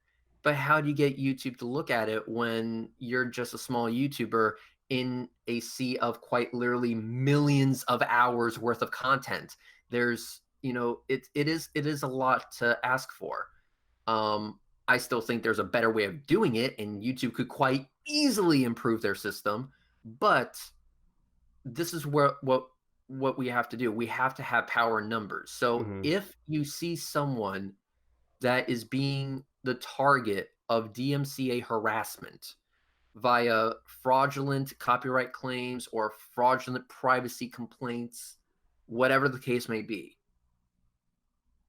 speak up, make noise, make as much noise as possible, and dominate YouTube's inbox on Twitter. Dominate at Team YouTube on Twitter, or find some other way of getting in contact with them on some sort of social media. Make noise. That way, there is at least a chance that YouTube is going to be able to see it. I haven't been keeping very good track of the situation that's going on with me, but I think we have sent YouTube over 1,000 tweets about this current issue with FE Core. Yeah, I would say at least. At least 1,000. And here's the thing. Moving forward, we're actually getting more people involved. This is going to explode even more. There's going to be a lot more attention being brought to this. That's what we need to do. We need to make sure that this platform is safe for people to say something, even if it's something that they do not like. You cannot use the DMCA against a video or against a channel because you do not like the content that they're putting out. If you don't want to be exposed for doing scummy garbage, don't do scummy garbage. That's quite easy. Otherwise, we all have a right, actually, to criticize you for that. And we have the ability, or I should say we have the right, to use your footage to demonstrate what we're saying. That falls under criticism and news reporting. You cannot use the DMCA against criticism and news reporting because that is protected under fair use. Not only that, but if you admit to filing a false copyright claim because you just didn't like the video because you thought it was slanderous or whatever, then you just admitted to committing perjury. And guess what FE Core just did? So but to answer the original question, I've never seen this before. I think this is a one-off. I believe that the head guy at FE Core, Mike, is kind of imploding at this current point in time because he just has nowhere else to go. His entire organization has been exposed for the fraud that it is. And that's not my opinion. That is demonstrable fact that can easily be verified. So much so that paperwork explaining such is now sitting on the desk of the Attorney General in Indiana. So it's happening no matter the amount of DMCAs or privacy complaints they make. It's happening. All the things that happen against me, I believe will be temporary. But the action that's going to be taken against FE Core is going to be permanent. Yeah. It's going to be something they feel forever. And if it works the way we think it is going to work, they will be barred from ever making that organization for life. And that's our goal, because demonstrably incorrect, pseudoscientific, conspiratorial nonsense should not be tax-free. They will be using your tax dollars via exemption for the purposes of flat Earth BS. That should not happen. That should not happen. They want to be able to push their flat Earth narrative while not paying any taxes. That's the goal of FE Core. That's it. That there's no other way around it. And again, that's not my opinion. That's not something I'm pulling out of my ass. These are from Mike's own words. This is from Bob's own words. This is from representatives of FE Core. People who are on the board of directors of FE Core. People don't who forget, are there's no board of directors, though. Yeah, of course not. You know, at least not on paper. At least not on paper, but they're on their fucking websites. Like, if you go to their website, you can actually see all of their members, and all of them have said what I just told you. So again, this isn't my opinion. This isn't slander. This is what you guys have said. Sorry, it's coming back to bite you in the ass, but you should have been a little bit smarter about this. I understand that's difficult for them, being that they're flat earthers, but come on, don't make my job this easy. With the DMCA stuff on YouTube, is there any YouTube ramifications if this is reversed? If this is reversed, maybe. It just depends on how much of a damn YouTube wishes to give. Yeah. So I brought up the Vengeful Flame incident, and I'll just explain it briefly. Vengeful Flame was a channel that went after people in the Minecraft side of YouTube. Mm. So he would issue false DMCAs. He would issue 2 of them.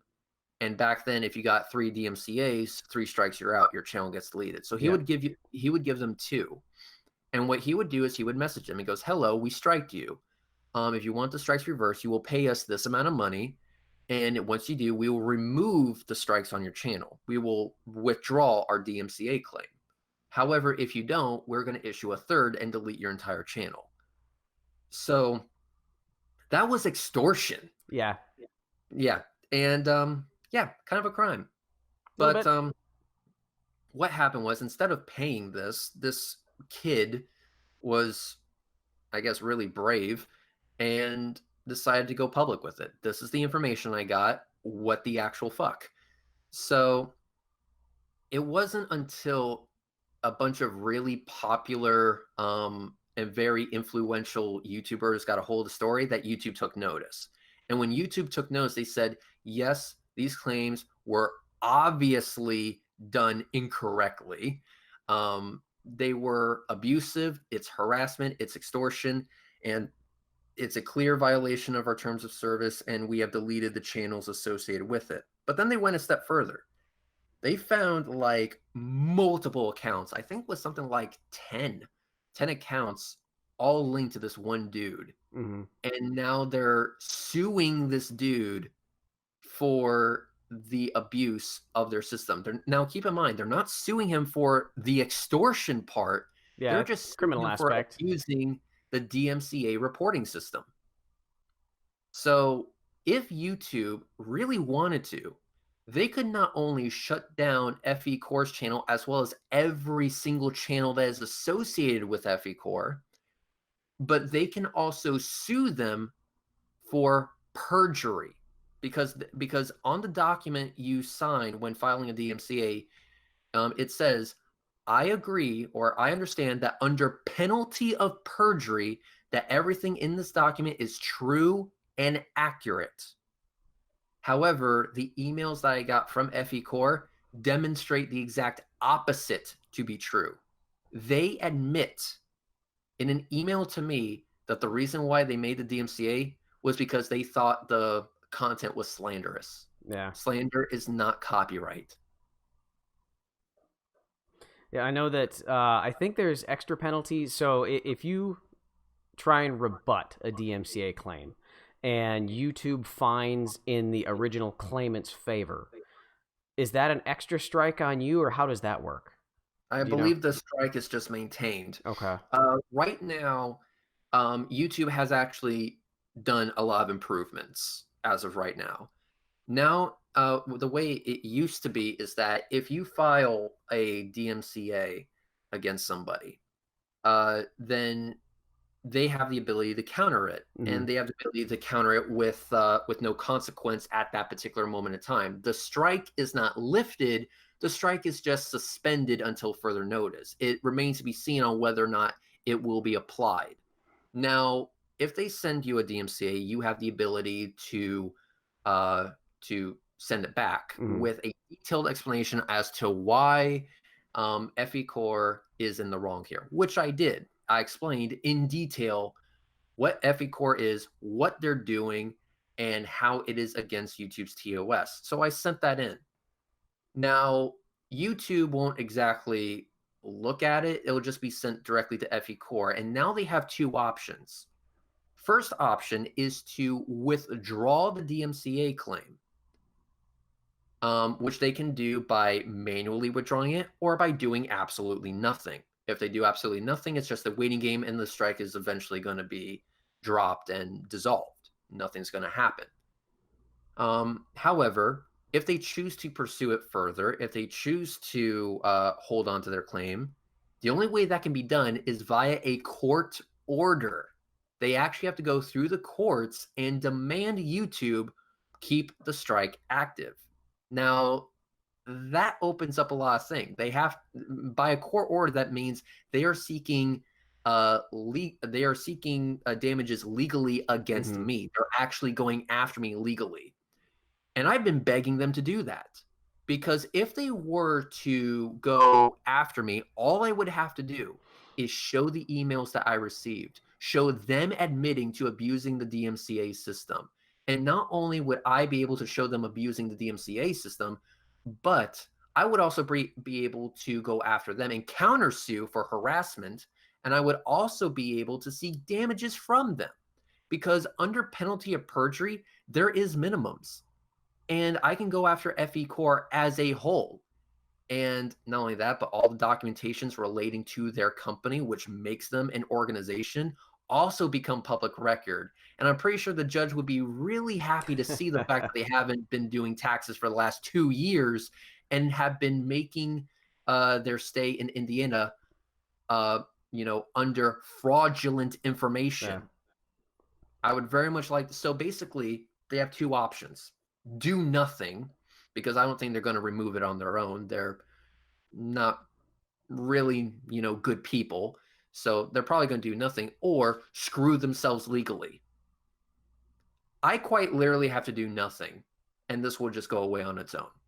And you know what? I told them as much. I dare you to come after me. I dare you to come after me legally. That's why I said to them, I dare you to come after me legally. Because if you decide to do that, then I will stop at nothing to make sure that you get slammed sideways for abusing the DMCA. Because you cannot use the DMCA to bully and harass other people just because you do not like what they say. And again, that's not my opinion. Slice Arcane has a screenshot of Mike, president of FE Core, saying that they were going to engage in a campaign of targeted harassment against Slice Arcane and his friends of anyone who is even remotely critical of FE Core. That is a damning piece of evidence that I don't think any lawyer is going to be able to fight against on their side. In fact, my lawyer is going to look at this and go, well, thanks for giving me such an open and shut case. Are you using Kyle's lawyer? Of course. Only the best lawyer. He's got a bitch and mustache. Yeah, he does. Shit. Oh, have you heard back from Jaren? Yes, I have. And this is the message that I got, and it's quite humorous because it says a lot about him. Because a little bit of context, he said that he's not aware of any false strikes. He wasn't told to make any false strikes, or even a real one for that matter. That he would fight for free speech. That he thinks censorship is dumb and it's not his MO or whatever the case may be. But here's what he said to me, or here's what I said to him. So you said you would fight for free speech. Put your money where your mouth is and show up in a hangout and actively speak against the bullshit censorship by Mike. Or don't and wait for FE Core to get hit legally. Your choice. He replies with, oh, with the same guys who laughed hysterically when I was banned from PayPal for no reason at all? Fuck off. I said my piece. Never have and never would issue a copyright to any of you guys. I simply don't watch. Easy. So my reply was, so fight for free speech, but with exceptions. Got it. So basically, he said he's not going to do shit. He's not going to fight for free speech. So his initial claim that he would fight for free speech was a demonstrable lie, by his own words. It is going to be interesting to see how this plays out. It is going to be interesting. My prediction is that it's not going to be as juicy as people claim, at least on my end. However, when it comes to levels of the state, like, for example, the state of Indiana, that's when it's going to get really juicy. Because here's the thing. The paperwork is already on the desk of the Attorney General. It's already there. It's not being retracted. It will never be retracted. Now it can't be retracted. The Attorney General is the person that will actually be able to investigate them. And there are links and screenshots to accompany the paperwork. And once the Attorney General sees what the fuck is actually going on, FE Core is over. They are now on borrowed time. And what we're seeing is the final death screams of FE Core. That's what all this is all about. False privacy complaints from people who quite literally have their image and name plastered all over a public website. False copyright strikes in clear violation of YouTube's terms of service and under penalty of perjury. All of this is them kicking and screaming because they don't want to go to the dentist. They unfortunately are, they're losing and they know it. And this is them reacting to them losing so badly, because now they're going to have to push their BS flat earth narrative while paying taxes, some of which will go to NASA so that we can have an eye on the universe. And that, my friend, is a beautiful fucking thing. Yeah, with the last privacy claim, if I remember right, from the time hack, they claimed the portion where you were showing the law. Yeah, they claimed the portion where I was showing the law. They claimed my email to them. And so my own written word is now you. You're my written word. Is that what you are, my written word? Because if you're a figment of my imagination, I'm going to make you do some crazy shit in the next few hours. It just doesn't make any sense. But it's clear that none of this is legit. But like I said, because this is a really rigid automated system, it only has cookie cutter responses, none of which are really that applicable. The only way to get this issue resolved is to get someone from YouTube to notice it. And the only way we can get someone from YouTube to notice it is to make a shit ton of noise. So by making a shit ton of noise, by getting YouTube's attention, they can actually take action. And if they take action, not only would FE Core be dealing with legal issues at the state level, but they would also be dealing with legal issues on the YouTube level, because YouTube would actively go after them. They've demonstrated that they're willing to do that. If there is such a clear and demonstrable violation of them having abusive DMCA being made, takedown notices being made, they will go after them. So do it, because it's that's going to set a precedent. Listen, if you are a flurf, you need to behave yourself, at least in this one aspect. Do not fuck with the law in this way.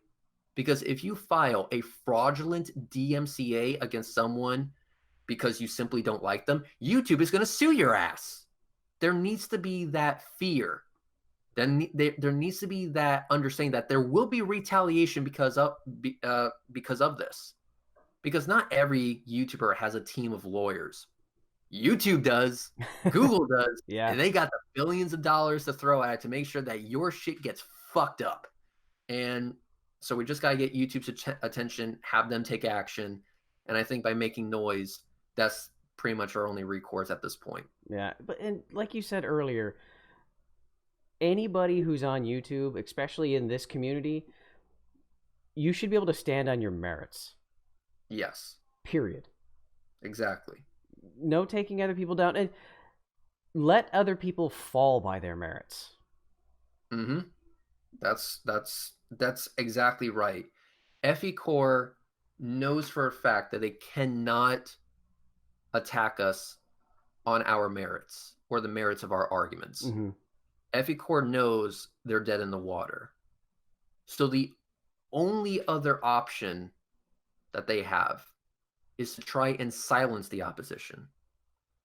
So what's the best way to win a debate? Make sure the other person's mic is unplugged. And Nathan Oakley has mastered that. Exactly. Why do you think this is a tactic he uses all the fucking time? FE Core is just taking the next step.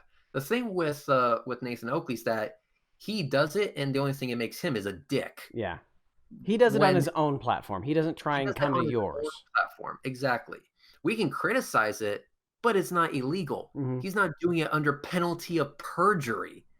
When FE Core does it, it is illegal and done under penalty of perjury because they're not just trying to censor people on their channel. They're trying to censor people on all channels, on the entire site of YouTube. And that is, that's that. You can't do that. No, it's just blatant unethical behavior. Exactly. And this is why we're making as much noise as we are. We want to make noise. We want to get YouTube's attention. We want to make them aware that their system is very broken, needs to be redesigned, and they need to fucking DM me because I will explain in detail what the hell is going on, who the hell is responsible, and what they need to do about it. They need to take action against FE Core. In my opinion, not only should FE Core lose their channel, but so should Jaronism, so should Bob from Glowbusters, so should anyone who is a board member of FE Core. They should all lose their channels because by being a board member of FE Core and not speaking up against the bullshit that their president is doing, they are complicit in it. So they quite literally are guilty by association if they continue to stick with FE Core. If they continue to stick with FE Core, then they are complicit in this action, which is, again, being done under penalty of perjury. So at this point, fuck them all. FE Core is going to be the ship that sinks all of them. It'll be interesting. It will be. And I'm going to keep fighting this. I'm not backing down. I will not be bullied by flat earthers who don't understand basic geometry. I am going to keep going. I'm going to keep saying that you guys are fraudsters. You guys are liars. And yes, that can be easily backed up. And if anyone wishes to challenge me on that, DM me. Let's chit chat. Come at me, bro. Exactly. Yeah. Well, we're almost at 2 hours, so start wrapping up. I have one more very important question. Other than fear of penalty for war crimes, why don't you show your face? Okay. Honest answer.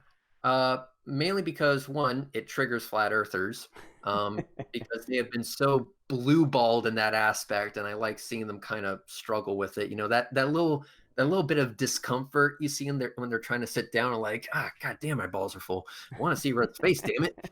You know, it's very, very humorous, but also because my face is irrelevant. I keep saying this over and over again. Who I am in reality has nothing to do with my arguments. My arguments stand on their own merits. My arguments have evidence that can be scrutinized. You don't need to know who is making the arguments. It doesn't matter who I am. And by doing what I do in the way that I do it, they can't bring up irrelevant BS. They have to, the only avenue they have is to attack the arguments themselves, because that is all I'm giving them to go on. You cannot say that, oh, this one time in 2006 you were convicted of X, therefore you're a liar, deceiver, or whatever. No, they don't have that.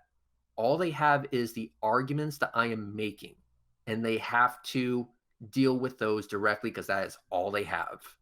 By doing it that way, it forces them to either address it or to ignore it.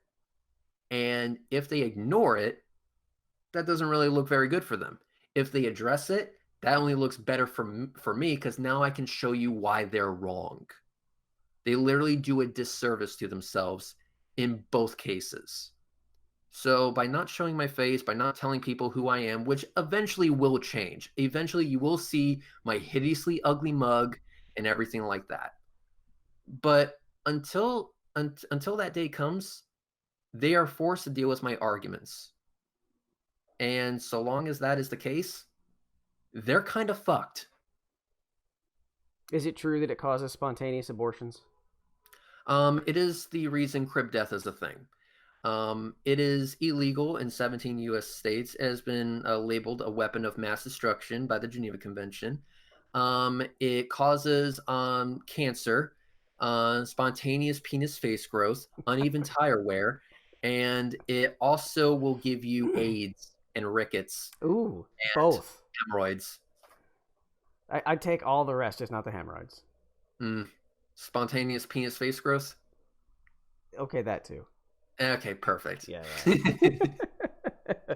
Yes, basically what I'm trying to say is my face is hideously ugly, but if you wanted to know what it really looks like, imagine there was a drunk three-way between Jim Carrey, John Travolta, and a potato. I'm not sleeping tonight now. There you go. There you go. And it's almost midnight. Thanks. This was quality time. We just spent some quality time together. So then before signing off for the interview, do you have anything planned, any big plans for the channel? Yes. So I will be doing more live streams of rocket launches. I got a few videos in the making that will be not only about flat Earth, but we're also going to be going against a group of people that, quite frankly, are absolutely disgusting. And no, they're not flat Earthers. Ooh. You can make assertions about people, but there is a limit. And when you cross that limit, someone is going to speak out against you, and it's going to show you for the reprehensible piece of absolute human garbage that you are. Now, there is, again, I'm not going to name them. There is something in the works. It's not related to Flat Earth, but I hope it speaks to a lot of people, because this is the type of behavior that we should all be speaking out against. And who we're speaking out against is not a good person. Not even close. I hope people stay tuned for that. I hope people watch it. I hope people understand it and understand why it's so important. I'm not going to give spoilers because I don't want to give out any hints, but I will say this is an important subject, not about flat Earth, not about space, not about rocketry, but something that I think everyone should watch, listen, and fight against. Is this in the general category of auto demonetization? Nope, not even close. Oh, good. Has nothing to do with deplatforming, has nothing to do with free speech. Like I said, this is something that is completely separate from everything that I have been talking about. But it's still very important, and I think it's something that deserves its own video. Okay. Usually, I wouldn't even give this person my time because they're really that reprehensible. But because of what has happened as of recent, it needs to happen. So that video should be uploaded sometime within the next week or two, and hopefully it will speak to everybody. But that's what I have planned moving forward. All right, I definitely I'll stay tuned for that. That should be definitely interesting. Before I hit the stop button, is there any parting words you have for either the Flat Earth community or for FE Core? Yeah. The Earth isn't flat, no matter how much you guys try to bitch. Go ahead and abuse an easily abusable system. The Earth is still going to be round at the end of the day. And in the end, I know that's what really pisses you off. And with that, thanks very much for having me. I appreciate it. All right, thanks. Thanks for joining me again, everyone, and especially thank you to Reds for giving me your time. Who should we explore next? Let me know down in the description below which direction you think I should take this. Should we go back to the flat Earth, or stick with the people that speak science? I'll see you next time.